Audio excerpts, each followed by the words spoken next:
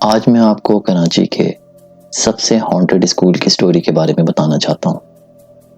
अगर आप चैनल पर नए हैं तो चैनल को सब्सक्राइब करें, वीडियो को लाइक करें। शुरू करते हैं आज की स्टोरी। दोस्तों, आज की स्टोरी हमें अब्दुल समद ने भेजी है। अब्दुल समद जो कराची के रहायशी हैं और बताते हैं कि उनकी नानी का घर शाह फैसल कॉलोनी में था और उनकी नानी के घर के सामने एक स्कूल था। घर और स्कूल के बीच में एक दीवार सी थी।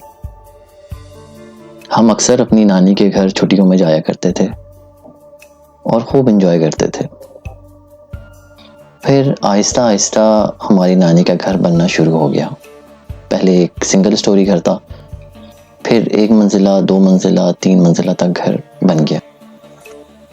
दोस्तों, अब नानी के घर की जो छत थी वहां से वो स्कूल पूरा साफ नजर आता था। और एक दिन गर्मियों के दिन थे और लाइट भी नहीं थी, तो हम सब छत पे चले गए। छत पे हम खेल ही रहे थे तो मेरी कज़न की नज़र उस स्कूल पे पड़ी। वहाँ क्लासरूम की लाइट ऑन थी। हमें लगा हो सकता है कि ये लोग लाइट बंद करना भूल गए हों, कल कर देंगे बंद। लेकिन देखते ही देखते उस क्लासरूम की लाइट बंद हुई और सामने एक और क्लासरूम की लाइट खुल गई। ऐसा लग रहा था कि कोई है जो लाइट्स बंद करके दूसरी क्लास में चला गया है, लेकिन बज़ाहिर वहां कोई नजर नहीं आ रहा था क्योंकि चौकीदार का कमरा अलग नीचे था। तो वो कौन थे फिर? और फिर इसी तरह रमजान आ गए।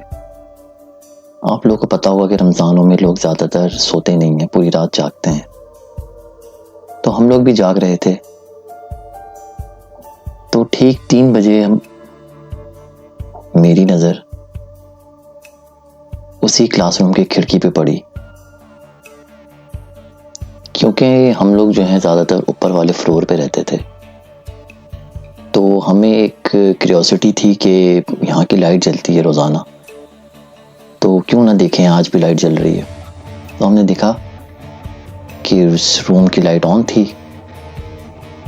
बहरहाल मैं वॉशरूम आया, वॉशरूम से वापस अपने बेड पे आया तो मुझे ऐसे लगा कि कोई मेरे साथ साथ चल रहा है। जो चीज सामने थी अब वो हमारे घर में आ गई है। और ये सिर्फ मेरे साथ नहीं था, हमारे घर में जितने भी लोग थे उनको ऐसा लगता था कि कोई उनके साथ है। अगर वो कुछ खा रहे हैं तो उनके साथ कोई बैठा हुआ वो भी खा रहा है। अगर कोई सो रहा है तो उनको ऐसा लग रहा है कि कोई उनके साथ सो रहा है। उस गली में सिर्फ हमारी नानी का ही घर बना हुआ था। हमारी नानी का घर से ही वो स्कूल जो है क्लियर नजर आता था। बाकी इस गली में और जो घर थे वो सब बने हुए नहीं थे, सब ज्यादातर सिंगल स्टोरी के थे। लेकिन आहिस्ता आहिस्ता हमारी नानी के घर में जो है गली में और भी घर बनना शुरू हो गए और तमाम घर अब उस स्कूल के बिल्कुल आमने सामने थे और नजर आते थे। और हमारे पड़ोसियों ने भी, गली के और लोगों ने भी वहाँ पे कुछ एक्टिविटीज देखी। अक्सर वहाँ पे साए नजर आते थे, लाइट से खुद ही जलती थी, खुद ही बंद हो जाया करती थी। लेकिन जो भी ये चीज देखता था उनके साथ ऐसा ही होता था कि उनको ऐसा फील होता था कि जैसे उनके साथ कोई है। वो स्कूल जो था वो हॉन्टेड के नाम से तो मशहूर था, वहाँ पे होते थे वाक़यात। लेकिन अब वो वाक़यात जो हैं वो हमारे घरों में होना शुरू हो गए। और तकरीबन उस गली में जितने भी घर थे वहाँ पे कुछ ना कुछ एक्टिविटी होती थी, किसी को कुछ ना कुछ लाजमी नजर आता था। और फिर ऐसा यहाँ तक हो गया कि लोगों को अपने घर छोड़ना पड़े।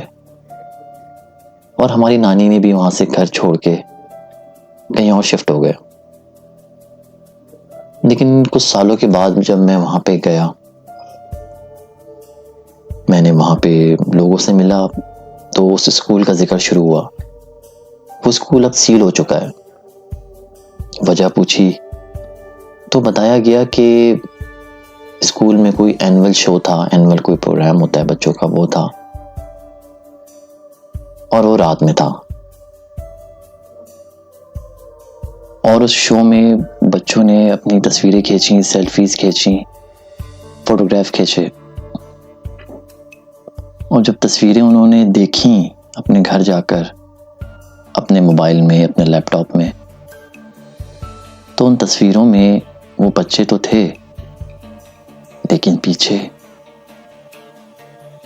जिन्नात भी खड़े हुए थे। तस्वीरें अजीबोगरीब सी थीं। बच्चों की तस्वीरों के पीछे ऐसा लग रहा था कि कोई जिन खड़ा हुआ है, वाइट कलर के, किसी में ब्लैक कलर के।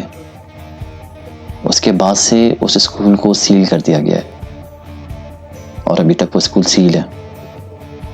अगर आप उस स्कूल के बारे में जानना चाहते हैं तो कमेंट्स में लाजमी मुझे कमेंट्स कीजिएगा, मैं आपको बताऊंगा। अगर आपके पास भी कोई ऐसी स्टोरी है तो मुझे ज़रूर बताइएगा, आपकी स्टोरी को अपने प्रोग्राम में ज़रूर शामिल करेंगे। मिलते हैं अगली स्टोरी में, जब तक के लिए अपना बहुत ख्याल रखें। अल्लाह हाफ़िज़।